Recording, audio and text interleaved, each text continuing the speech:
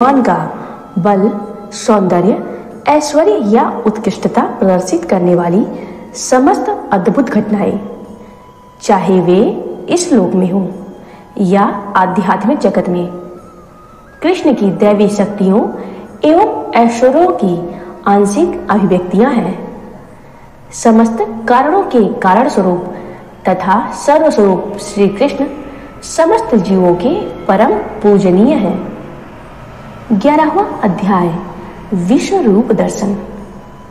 भगवान के वचनों से अर्जुन को कुछ संतोष हुआ और उन्होंने प्रार्थना की, हे भगवान, मुझ पर अनुग्रह करने के लिए गोपनीय एवं अध्यात्म संबंधी आपने जो अमृतमय उपदेश किया उससे मेरा अज्ञान नष्ट हो गया है।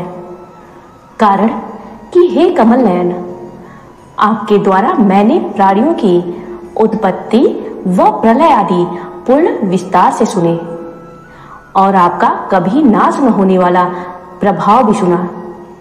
हे परमेश्वर, आपने अपने संबंध में जो कुछ भी कहा है वह उपयुक्त ही है, किंतु हे पुरुषोत्तम, मेरी इच्छा आपके रूप को प्रत्यक्ष देखने की है। अतएव हे प्रभु, यदि आप उचित समझते हैं कि आपका वह स्वरूप मैं देख सकता हूं, तो हे योगेश्वर, आप मुझे अपने दिव्य अविनाशी स्वरूप का दर्शन कराइए।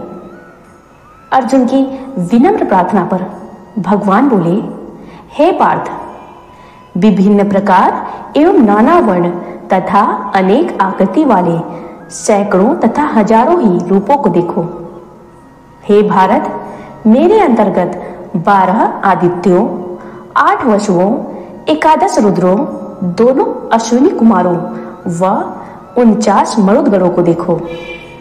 इसके अतिरिक्त और भी बहुत से आश्चर्यमय रूपों को देखो जो इससे पूर्व कभी नहीं देखे। हे गुणाकेश, मेरे इस शरीर में एक स्थान पर स्थित चराचर सहित समस्त विश्व को देखो, अथवा और जो देखने की इच्छा हो उसे तुम देख सकोगे, परंतु तुम मेरे इस रूप को अपने संसारी नेत्र से कदापि देखने का सामर्थ्य नहीं रखते।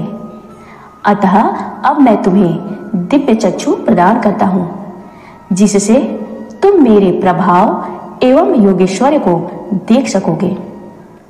इतना प्रसंग सुनाते हुए धृतराष्ट्र से संजय ने कहा, हे राजन, महायोगेश्वर भगवान ने इतना कहते हुए अर्जुन को परम ऐश्वर्यमय दिव्य स्वरूप का दर्शन कराया। अनेक नेत्रों से युक्त, अद्भुत दर्शनों वाले, बहुत प्रकार के आभूषणों से युक्त तथा बहुत से दिव्य अस्त्रों को हाथों में धारण किए, दिव्य माला एवं वस्त्र पहने, दिव्य गंध का अनुलेपन किए, विभिन्न प्रकार के आश्चर्यदायक अलंकारों से अलंकृत असीम विराट स्वरूप परमात्मा का अर्जुन ने देखा। आकाश में सहस्त्र सूर्यों को एक साथ उदय होने से जितना प्रकाश हो वह भी उन विश्व रूप परमात्मा के समान नहीं हो सकता था। ऐसे अद्भुत और आश्चर्यमय स्वरूप को देख अर्जुन ने उस समय अनेक प्रकार से विभक्त हुए समस्त जगत को उन देवादिदेव भगवान श्री कृष्ण के दिव्य मंगल शरीर में एक ही स्थान पर स्थित हुआ दर्शन किया। तदनंतर आश्चर्य बुद्धि से पुलकित शरीर वाले अर्जुन ने विराट रूप भगवान को श्रद्धा सहित सिर से प्रणाम किया और करबद्ध प्रार्थना की। अर्जुन ने प्रार्थना आरंभ करते हुए कहा, हे देव, मैं आपके इस दिव्य शरीर में समस्त देवों, अनेकानेक भूतगण के समुदाय, कमलासनासीन ब्रह्मा, देवादिदेव महादेव, सभी महर्षि एवं दिव्य नागों को देख रहा हूँ। हे विश्वपति, अनेक हाथों, मुखों, नेत्रों तथा उदर से युक्त चारों ओर से अनंत रूपों युक्त मैं आपका दर्शन कर रहा हूँ। साथ ही मुझे आपका आदि, मध्य और अंत भी नहीं दिखलाई पड़ता। हे प्रभु, मैं आपको मुकुट, गदा और चक्र सहित तेजोमय, प्रकाशमान, प्रदीप्त अग्नि और सूर्य की भांति ज्योतिमान, जो देखने में अतीव तथा अप्रमेय हो, ऐसे आपको सभी ओर से देखता हूँ। हे सनातन पुरुष, आप ही परम अक्षर इस जगत के आधारभूत हैं और आप ही धर्म रक्षक, अविनाशी तथा आदि पुरुष हैं। आदि, मध्य एवं अंत से रहित, परम सामर्थ्यवान, अनंत भुजाओं से युक्त आपके चंद्र तथा सूर्य दो नेत्र हैं। प्रदीप्त अग्नितुल्य आपका श्रीमुख तथा परम तेज से आप इस विश्व को ताप पहुंचा रहे हैं, ऐसा मैं देख रहा हूं। हे महात्मन, समस्त आकाश जो स्वर्ग और पृथ्वी के मध्य में है तथा समस्त दिशाएं भी आपसे पूरित है। और इतना ही नहीं, आपके आश्चर्यमय भयंकर स्वरूप को देख तीनों लोग व्यथित हो रहे हैं। समस्त देव समूह आप ही में प्रवेश कर रहे हैं तथा उनमें से बहुत आपके स्वरूप से भयभीत होकर करबद्ध खड़े होकर आपका गुणानुवाद गा रहे हैं। और महर्षिगण तथा सिद्धों के समाज उत्तम से उत्तम स्त्रोतों से आपकी प्रार्थना करते हुए आपको प्रसन्न करने की चेष्टा करते हैं।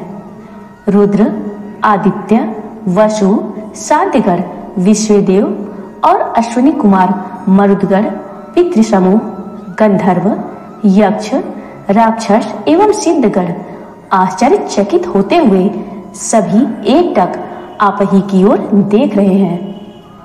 हे महाबाहो, आपके अनेक मुख तथा नेत्रों वाले एवं बहुत से हाथ, जंघा और चरणों वाले, बहुत से उदरों तथा बहुत सी विकराल दाढ़ों से युक्त अत्यंत महान विलक्षण रूप को देखकर संपूर्ण लोक ही व्याकुल नहीं हो रहे हैं, वरन मैं स्वयं भी व्याकुल हूँ। हे विष्णु, आकाश पर्यंत पहुंचे हुए प्रकाशमान अनेक रूप संयुक्त विस्तृत किए हुए मुख और विशाल नेत्र युक्त आपका दर्शन कर मैं अंतकरण से भयभीत हूँ और मेरे चित्त में धैर्य तथा शांति भी नहीं हो रही है। हे जगन निवास, प्रलय काल की अग्नि के समान प्रज्वलित मुखों में विकराल दाढ़ों को देखते हुए न तो मुझे दिशाओं का ज्ञान हो रहा है और न सुख ही प्राप्त हो रहा है। अतएव हे देव, कृपा कर प्रसन्न हो।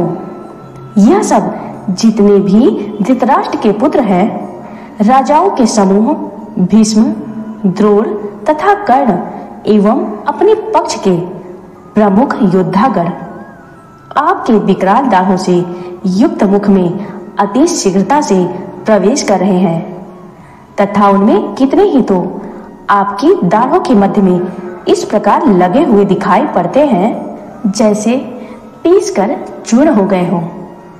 जिस प्रकार नदियों की अनेक धाराएं अपने प्रवाह पर चलकर समुद्र की ओर वेग से अग्रसर होती हैं, वैसे ही शूरवीरों के समूह आपके प्रज्वलित मुखों में प्रवेश करते चले जा रहे हैं। इसके भी अतिरिक्त जिस प्रकार विमोहवश वर्षा ऋतु में कीट पतंगे अपने विनाश का कोई विचार न करते हुए भी प्रज्वलित अग्नि में वेग से प्रवेश कर जाते हैं, उसी प्रकार ये सब भी अपने विनाश के लिए अत्यंत वेग से आपके मुखों में प्रवेश कर रहे हैं।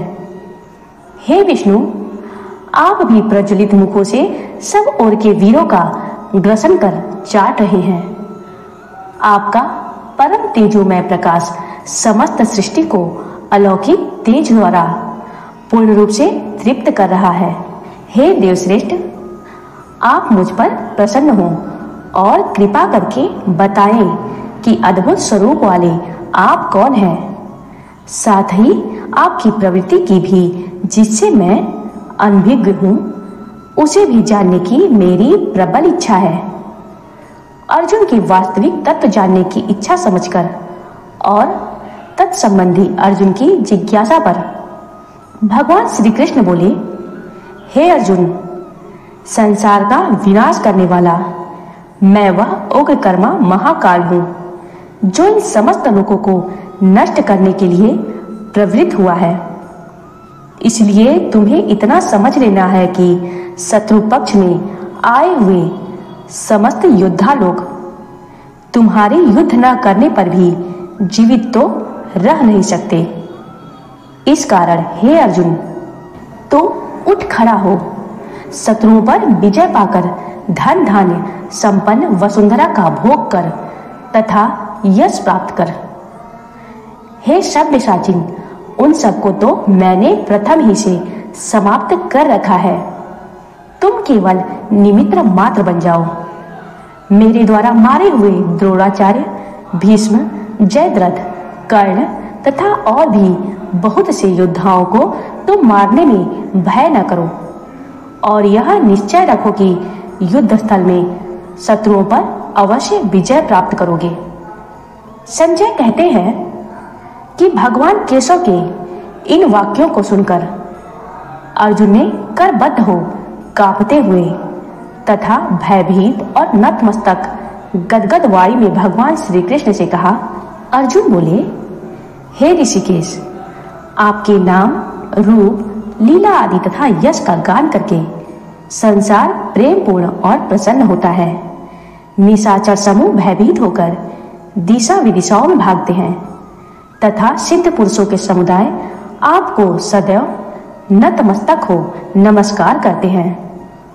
हे महात्मन, सत्य बात तो यह है कि आप सबसे बड़े और ब्रह्म से भी श्रेष्ठ देव हो। इसलिए देव समाज आपको आदि अंत रहित देवताओं के भी पूज्य देव, जगत के एकमात्र विश्राम सत असत से भी परे हो। आप आदि देव सनातन पुरुष तथा विश्व के एकमात्र आधार है। जानने वाले और जानने की वस्तु आप है। जीव के लिए परम शांति रूप परम धाम आप है। आप परिपूर्ण हैं तथा समस्त जगत आप ही में व्याप्त है। वायु, यम, अग्नि, वरुण, चंद्रमा, प्रजापति और ब्रह्मा को भी बनाने वाले पिता आप हो। आपके लिए हजारों बार नमस्कार तथा बार बार नमस्कार है। हे प्रभु, आपके लिए आगे पीछे तथा सब ओर से नमस्कार है। आप ही समस्त जगत में व्याप्त तथा पराक्रमशाली हैं। अर्जुन बोले, हे केशव, इसीलिए आप सर्वरूप हैं। आपके प्रभाव को न समझकर और सखा मानते हुए, हे कृष्ण, हे यादव, हे सखी, ऐसा प्रमाद प्रेम अथवा हास्य में भी जो कहा गया है तथा सोने बैठने भोजन काल में अथवा अकेले या मित्र मंडली के मध्य में भी जो मेरे द्वारा कभी आपका अपमान हुआ है तथा सब अपराध का अचिंत्य प्रभाव वाले आपसे मैं क्षमा चाहता हूँ। आप जंगम रूप इस लोक के पिता, गुरुओं के भी पूज्य गुरु हैं। तीनों लोक में आपके समान अन्य कोई नहीं है और हो भी कैसे सकता है। इसलिए सावधान होकर आपके चरणों में प्रणाम करके आपको प्रसन्न करने के लिए प्रार्थना करता हूँ, क्योंकि स्तुति करने योग्य केवल आप ही हैं। हे देव, जैसे पिता पुत्र के, सखा सखा के, प्रिय अपने प्यारे के अपराधों को सहन करते हैं, उसी प्रकार आप मेरे अपराधों को क्षमा करें। जैसा कि कभी देखने में नहीं आया, ऐसा आपके अचिंत्य स्वरूप को देखकर मुझे प्रसन्नता है। साथ ही भय से मन व्याकुल भी है। इस कारण हे देवेश, हे जगन्निवास, प्रसन्न होकर मुझे अपना वही पहले जैसा सुंदर चतुर्भुज स्वरूप का दर्शन कराइए। हे विष्णुमूर्ति, मैं फिर वही किरीट युक्त मुकुट, गदा, चक्र आदि धारण किए हुए आपके दर्शन करने की इच्छा करता हूँ। अतएव हे सहस्त्रबाहु, कृपा कर आप वही स्वरूप धारण करें।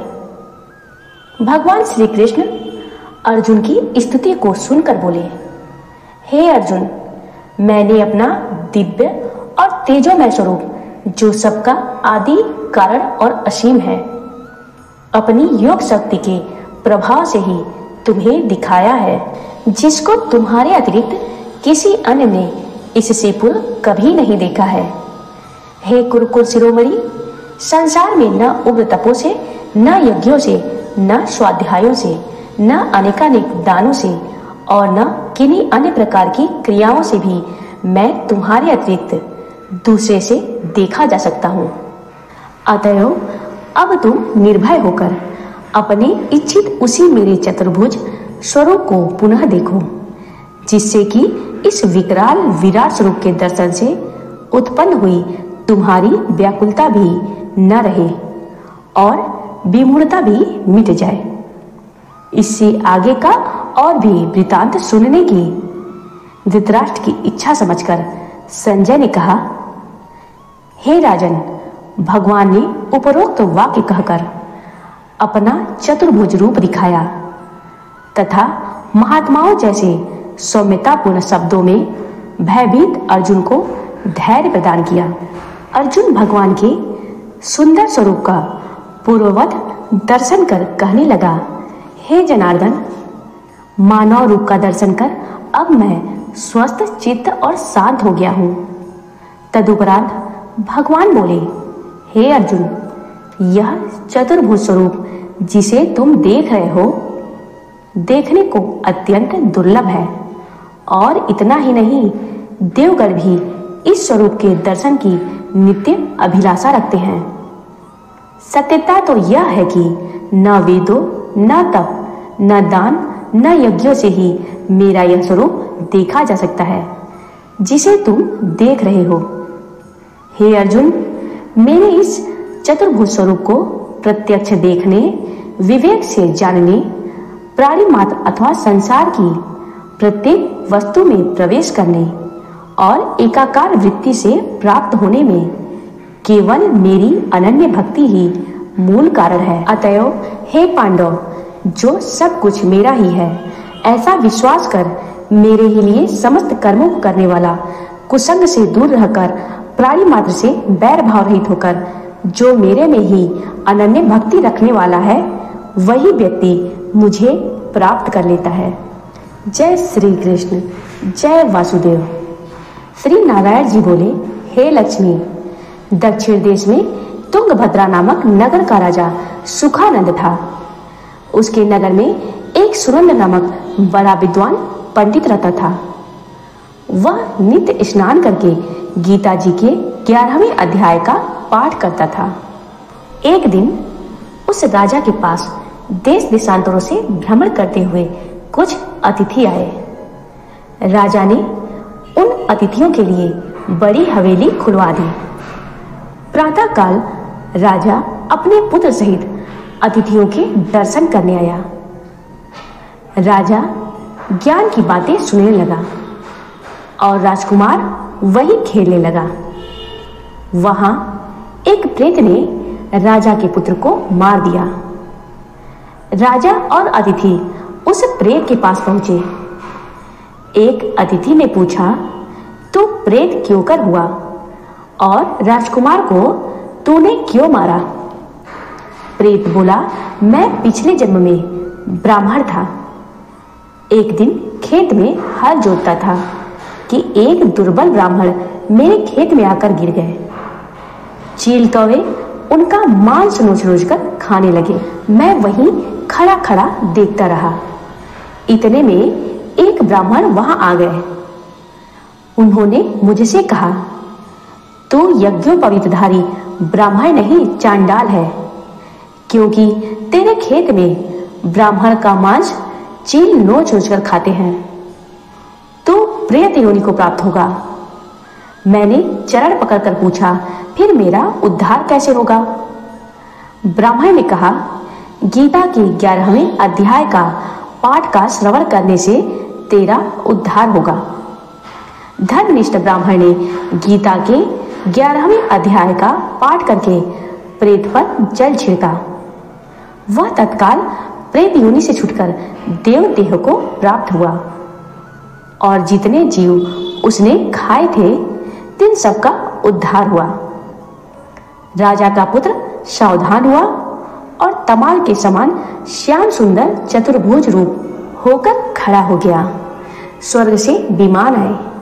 तब प्रेत बोला, हे राजा, अपने पुत्र से मिल। जब वह मिलने लगा तब पुत्र बोला, हे राजा, जिसके कुल में एक भी वैष्णव हुए उसके कई कुलों का उद्धार हो जाता है। तू बता, वैष्णव है? तब राजा ने मोह करके कहा, हे पुत्र, तू किसको कहता है? पुत्र बोला, मैं कई बार तेरा पिता हुआ, कई बार तेरा पुत्र हुआ। यह प्रेत धन्य है जिसने मुझको मारा और जिसके कारण गीता के 11वें अध्याय का पाठ सवर कर मैं कृतार्थ हुआ। फिर राजा ने कहा, पुत्र, तू मेरे घर में एक ही पुत्र था, मेरी अब कौन गति करेगा और कोई संतान तो नहीं है। तब पुत्र ने कहा, हे राजा, जिस कुल में एक भी वैष्णव हुए उसका उद्धार होता है। पिताजी, आप चिंता मत करिए, अब मैं नारायण परायण हूँ और जब मैं नारायण के दर्शन करूंगा तब आपके कुल का उद्धार होगा। आपके 21 कुल तरेंगे। राजा ने कहा, अच्छा सिधारो। तब सब विमान पर बैठकर बैकुंठ को गए। तब उस ब्राह्मण से राजा ने 11वें अध्याय का पाठ का श्रवण किया। मन में कहा, अब पुत्र पुत्री कोई नहीं, विरक्त होकर गीता का पाठ किया करें, तुलसी में जल डाला करें। ब्राह्मण और साधु चले गए। राजा भी परम भक्ति का अधिकारी हुआ। नारायण जी कहते हैं, हे लक्ष्मी, यह 11वें अध्याय का महात्म्य है जो मैंने आपको श्रवण कराया। इस कथा को श्रवण करने मात्र से व्यक्ति के 21 कुल तर जाते हैं और बैकुंठ को जाते हैं।